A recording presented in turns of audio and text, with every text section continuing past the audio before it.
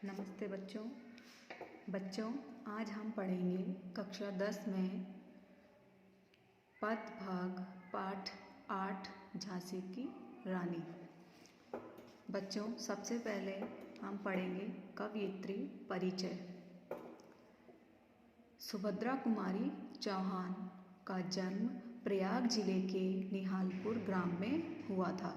जो झांसी की रानी कविता हम पढ़ेंगे ये सुभद्रा कुमारी चौहान द्वारा लिखी गई है।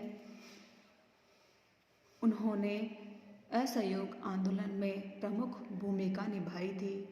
सुभद्रा कुमारी जी ने प्रयाग से शिक्षा ग्रहण की और अनेक बार जेल गई। जो स्वतंत्रता संग्राम हुआ उसमें इन्होंने भूमिका निभाई थी, इसी वजह से इन्हें कई बार जेल भी जाना पड़ा।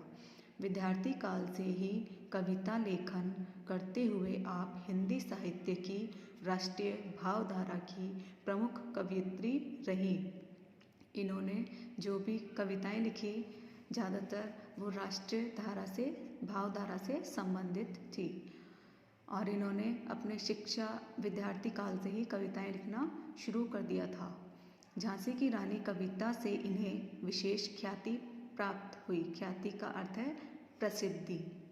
सुभद्रा जी ने गद्य और पद में समान रूप से लेखनी चलाई है। लेखनी चलाना का अर्थ है लिखना, रचनाएं लिखना।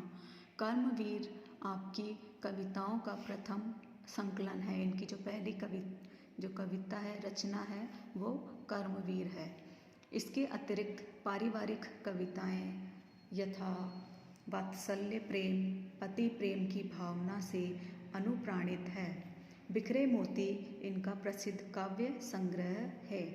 बिखरे मोती तथा कविता संग्रह मुकुंद दोनों पर ही इन्हें हिंदी साहित्य सम्मेलन का सेकसरिया पारितोषिक मिला है, तो इन्हें ये सम्मान भी मिला है। भाषा शैली भाव के अनुरूप सरल और गति लिए हुए हैं।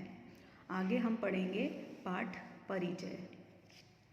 इस कविता में सुभद्रा जी भारत के प्रथम स्वतंत्रता संग्राम की प्रमुख क्रांतिकारी देवी झांसी की रानी लक्ष्मीबाई के प्रति अपने भाव सुमन अर्पित किए हैं।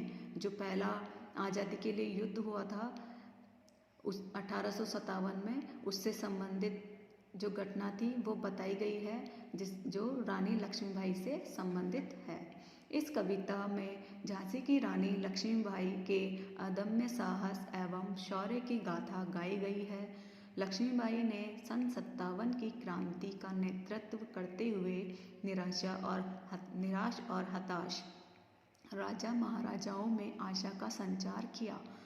अर्थात लक्ष्मीबाई ने जो कार्य प्रारंभ किया उससे जो राजा महाराजा उस समय जो गुलाम हो गए थे अंग्रेजों के, उनमें भी अब हम स्वयं भारत को आज़ाद कराने की जो प्रेरणा लक्ष्मीबाई से उन्हें मिली।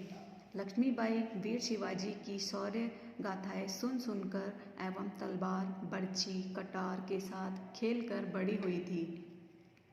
लक्ष्मीबाई वीरता की अवतार थी।